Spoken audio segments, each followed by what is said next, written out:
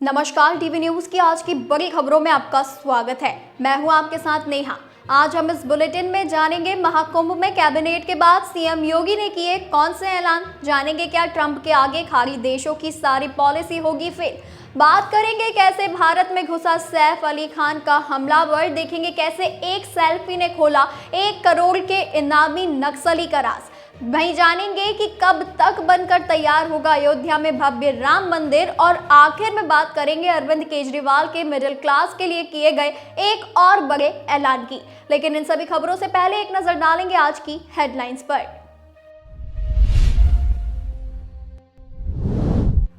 Donald Trump ने चीन के खिलाफ लिया बड़ा फैसला, 10% टैरिफ लगाने का किया ऐलान।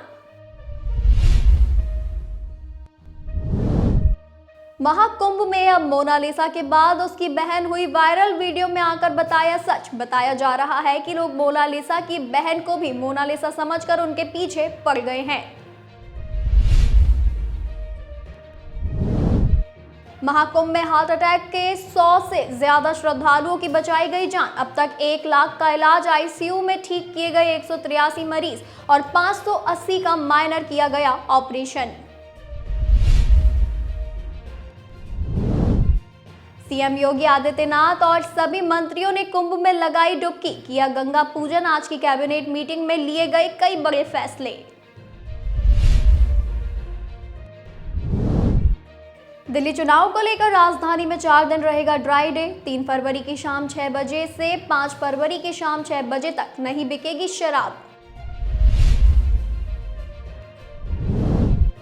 एमपी के भिंड में कांग्रेस कार्यकर्ताओं की बैठक के दौरान विपक्ष के नेता हेमंत कटारे ने कर दिया बड़ा ऐलान, बोले 2028 में कांग्रेस की सरकार नहीं बनी तो छोड़ दूंगा राजनीति। ईपीएफओ में लगातार बढ़ रहे नए मेंबर्स, नवंबर में खोले 14,83,000 नए खाते।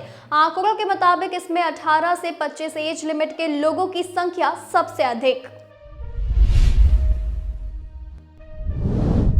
दिल्ली एयरपोर्ट से इंडिगो की फ्लाइट ने भरी उड़ान। पटना में मौसम खराब होने के कारण दिल्ली वापस लौटी फ्लाइट, दूसरी को किया गया लखनऊ डाइवर्ट। महाराष्ट्र के पुणे से हैरान कर देने वाला मामला आया सामने। ड्राइवर ने पार्किंग में गलती से लगा दिया रिवर्स गियर, पहली मंजिल की दीवार तोड़ते नीचे गिरी कार। वहीं सोना पहली बार गया 80,000 रुपए के पार। 10 ग्राम सोने की कीमत 80,142 रुपए हुई। वहीं जून तक 85,000 रुपए पहुंचने के लगाए जा रहे अनुमान। वहीं ये तो थी आज की कुछ हेडलाइंस। अब चलिए रुक करेंगे आज की बड़ी खबरों की ओर। प्रयागराज महाकुंभ में चल रही यूपी कैबिनेट की बैठक खत्म हो गई है, जिसमें कई अहम फैसले लिए गए हैं। इस बैठक के बाद सीएम योगी ने कई बड़े ऐलान किए हैं। मुख्यमंत्री ने राज्य में 3 नए मेडिकल कॉलेज बनाए जाने का ऐलान किया और कहा कि प्रदेश में निवेश के भी कई नए प्रस्ताव आए हैं। सीएम योगी ने इस दौरान प्रयागराज, वाराणसी और आगरा को बड़ी सौगातें दी है। सीएम योगी आदित्यनाथ ने कहा कि महाकुंभ में अब तक 9 करोड़ 15 लाख से ज्यादा श्रद्धालुओं ने संगम में आस्था की डुबकी लगाई है। उन्होंने पूरे मंत्री परिषद की ओर से महाकुंभ में आने वाले सभी भक्तों और श्रद्धालुओं का स्वागत किया है। मुख्यमंत्री ने कहा कि आज की बैठक में कई मुद्दों पर चर्चा हुई है। प्रदेश के विकास से जुड़े नीतिगत निर्णय हुए हैं। इनमें 3 जिलों में मेडिकल कॉलेज बनाने पर मुहर लगाई गई है, जिसके तहत बागपत, हाथरस और कासगंज में मेडिकल कॉलेज बनाए जाएंगे। उत्तर प्रदेश की एरोस्पेस और डिफेंस से संबंधित पॉलिसी उसे 5 साल में पूरा कर चुकी है, जिसके बाद अब इसे नए सिरे से बनाने की व्यवस्था की गई है। एफडीआई के अंतर्गत जो निवेश हुआ है उसमें इंसेंटिव देने का काम किया जाएगा। युवाओं को स्मार्टफोन और टैबलेट देने के लिए भी व्यवस्था की गई है। प्रयागराज इस समय वैश्विक मंच पर छाया हुआ दिखाई दे रहा है। प्रयागराज, वाराणसी और आगरा के म्यूनिसिपल कॉरपोरेशन में तीनों के बॉन्ड जारी होंगे। अब तक लखनऊ और गाजियाबाद का बॉन्ड जारी हुआ था, इसके अच्छे रिजल्ट आए थे। सीएम योगी ने कहा कि लखनऊ में स्टेट कैपिटल रीजन लखनऊ और उसके आसपास के जनपदों को मिलाकर के विकास का, ऐसे ही प्रयागराज और चित्रकूट को मिलाकर के एक डेवलपमेंट रीजन बनाएंगे। इसके इंफ्रास्ट्रक्चर के लिए जो महत्वपूर्ण होगा वह एक गंगा एक्सप्रेस वे का एक्सटेंशन हम लोग देंगे।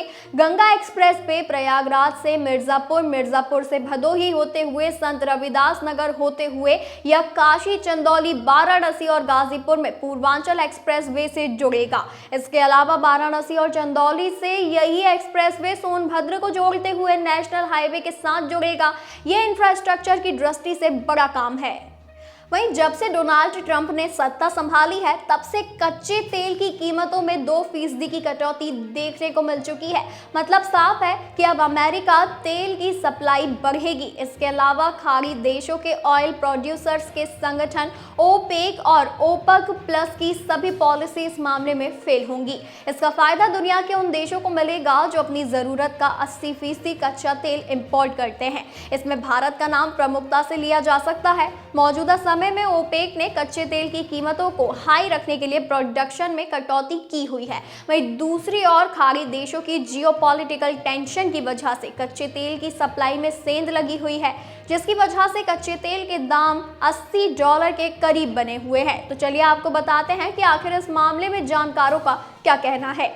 ग्लोबल पॉलिटिक्स के साथ साथ ग्लोबल इकोनॉमी में डोनाल्ड ट्रंप की एंट्री हो चुकी है। उद्योग के अधिकारियों का कहना है कि एक बार फिर से अमेरिका में क्रूड ऑयल प्रोडक्शन को बूस्ट मिलेगा।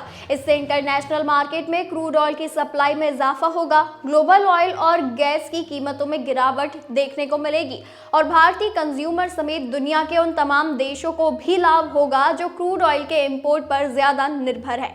Ratnagiri refinery and petrochemicals limited के सीईओ मुकेश सुराना ने मीडिया रिपोर्ट के हवाले से कहा कि अगर राष्ट्रपति ट्रंप वही करते हैं जो वह कहते रहे हैं तो अमेरिका में ड्रिलिंग को बढ़ावा मिलेगा, शेल प्रोडक्शन तेजी से बढ़ाया जा सकता है और अमेरिका के पास बहुत सारे शेल रिसोर्स हैं। वहीं इससे अपस्ट्रीम में कैपिटल एक्सपेंडिचर का फ्लो बढ़ेगा और ग्लोबल सप्लाई में बढ़ोतरी होगी। सुनाना ने मीडिया रिपोर्ट में कहा कि लॉन्ग टर्म में high America oil production global oil market को प्रतिबंध करने वाली संस्था ओपेक की पावर कम होगी। बढ़े हुए अमेरिकी निर्यात से कुछ बाजारों में ओपेक की सप्लाई में भी इजाफा हो सकता है। इससे न केवल कीमतों में नरमी आएगी बल्कि इससे भी महत्वपूर्ण बात यह है कि इसके ओपेक और दूसरे प्रोड्यूसर्स को रणनीति में फिर से बदलाव करना पड़ सकता है। सैफ अली खान पर 16 जनवरी को उनके घर में घुसकर हमला करने वाले आरोपी को पुलिस गिरफ्तार कर चुकी है। फिलहाल मामले की जांच कर रही पुलिस आरोपी से पूछताछ कर रही है और इस दौरान नए खुलासे भी कर रही है। अब पुलिस जांच में खुलासा हुआ है कि सैफ पर अटैक करने वाला शरीफुल इस्लाम एक एजेंट की मदद से भारत में दाखिल हुआ था। इसके लिए उसने एजेंट को पैसे भी दिए थे। बता दें कि पुलिस जांच में खुलासा हुआ है कि अभिनेता सैफ अली खान पर हमला करने के मामले में गिरफ्तार बांग्लादेशी शरीफुल इस्लाम को जिस एजेंट ने बांग्लादेश से भारत आने में मदद की, उसने इसके बदले में आरोपी से 10,000 रुपए वसूले थे। सूत्रों ने दावा किया कि 10,000 रुपए देकर एजेंट की मदद से शरीफुल इस्लाम दापकी नदी के जरिए भारत आया था। इतना ही नहीं, एजेंट ने असम पहुंचने में शरीफुल की मदद की और उसके बाद कोलकाता की बस में भी चढ़ाया था। पूछताछ में आरोपी ने यह भी बताया कि एजेंट ने ही उसे सिम कार्ड लेने में मदद की थी। बांग्लादेश से कोलकाता पहुंचने के बाद वह 3 दिन कोलकाता में रहा, उसके बाद मुंबई पहुंचा था। इन सब के बीच बीते दिन पुलिस ने आरोपी के साथ सैफ के घर पर क्राइम सीन भी रिक्रिएट किया था। इस दौरान आरोपी ने बताया कि गार्ड गेट पर सो रहे थे और वो दीवार फांदकर बिल्डिंग में घुसा था। आरोपी ने बताया कि पूरी बिल्डिंग में सभी के डक्ट बंद थे। वहीं सैफ अली खान के घर का बैक डोर खुला था और वो चोरी के इरादे से घर में दाखिल हुआ था। आरोपी ने यह भी बताया कि उसे नहीं पता था कि ये सैफ अली खान का घर है। सुबह न्यूज़ देखकर उसे इन सब के बारे में जानकारी मिली थी। फिलहाल पुलिस आरोपी से पूछताछ में जुटी हुई है। वहीं बीते दिन सैफ अली खान भी अस्पताल से डिस्चार्ज होकर घर लौट आए हैं। एक्टर की हमले के बाद रीढ़ की हड्डी की सर्जरी की गई थी। फिलहाल एक्टर बेहतर है, लेकिन डॉक्टर्स ने उन्हें 1 महीने के बेड रेस्ट लेने की सलाह दी है। साथ ही जिम करें और शूटिंग करने से भी मना किया है। नक्सलियों के टॉप नेताओं में से एक रामचंद्र रेड्डी उर्फ चलपति ओडिशा छत्तीसगढ़ बॉर्डर पर सुरक्षा बलों के साथ एनकाउंटर में ढेर हो गया। चलपति के साथ 13 अन्य नक्सली भी ढेर हुए हैं। सीपीआई यानी माओवादी की केंद्रीय समिति का सदस्य चलपति दशकों तक सुरक्षा एजेंसियों के लिए रहस्य बना रहा, लेकिन साल 2016 में उसकी और उसकी पत्नी अरुणा की एक सेल्फी सुरक्षा बलों के हाथ लगने के बाद उसकी पहचान हुई। इस सेल्फी ने उसकी गतिविधियों पर नजर रखने में मदद की। चलपति ने साल 2008 में ओडिशा के नयागढ़ में पुलिस शस्त्रागार पर हमला किया था, जिसमें 13 सुरक्षा कर्मी मारे गए थे। उसने इस हमले को अंजाम देने के लिए रणनीति बनाई और पुलिस की मदद को रोकने के लिए रास्तों पर बड़े बड़े पेड़ काट कर डाल दिए थे, ताकि पुलिस को आने में देरी हो और वो शस्त्रागार को लूटकर आसानी से भाग सके। आंध्र प्रदेश के चित्तूर जिले का रहने वाला चलपति अपनी शुरुआती उम्र में प्रतिबंधित पीपल्स वॉर ग्रुप से जुड़ा था। साल 2004 में सीपीआई के गठन के बाद उसने संगठन में तेजी से तरक्की की। वह सैन्य रणनीति और गुर्रिल्ला युद्ध कला में माहिर था। अधिकारियों के मुताबिक वह स्कूल नहीं गया था, लेकिन पढ़ने में बहुत अच्छा था और तेलुगु, हिंदी, अंग्रेजी और उड़िया भाषाएं जानता था। जंगलों में अपने जीवन के दौरान चलपति अरुणा उर्फ चैतन्य वेंकट रवि के करीब आ गया, जो आंध्र ओडिशा सीमा विशेष क्षेत्रीय समिति की डिप्टी कमांडर थी। इसके बाद उन्होंने शादी कर ली। वह सुरक्षा एजेंसियों के लिए एक रहस्य था, लेकिन अरुणा के साथ एक सेल्फी ने उसकी पहचान को उजागर कर दिया और उसके सिर पर 1 करोड़ रुपए का इनाम रखा गया। अधिकारियों ने बताया कि जोड़ी की यह सेल्फी एक लावारिस स्मार्टफोन में मिली थी, जिसे मई 2016 में आंध्र प्रदेश में नक्सलियों और सुरक्षा बलों के बीच गोलीबारी के बाद बरामद किया गया था। उत्तर प्रदेश के अयोध्या में राम मंदिर की प्राण प्रतिष्ठा के 1 साल आज पूरे हो गए हैं। राम मंदिर वर्तमान समय में लोगों की आस्था का प्रमुख केंद्र बना हुआ है। राम मंदिर के प्राण प्रतिष्ठा समारोह के अंग्रेजी कैलेंडर के अनुसार आज पहली वर्षगांठ है। इस मौके पर दूर दराज से लोग अयोध्या में रामलला के दर्शन करने पहुंच रहे हैं। खराब मौसम के बावजूद यहां पर आने वाले राम भक्त काफी उत्साहित नजर आ रहे हैं।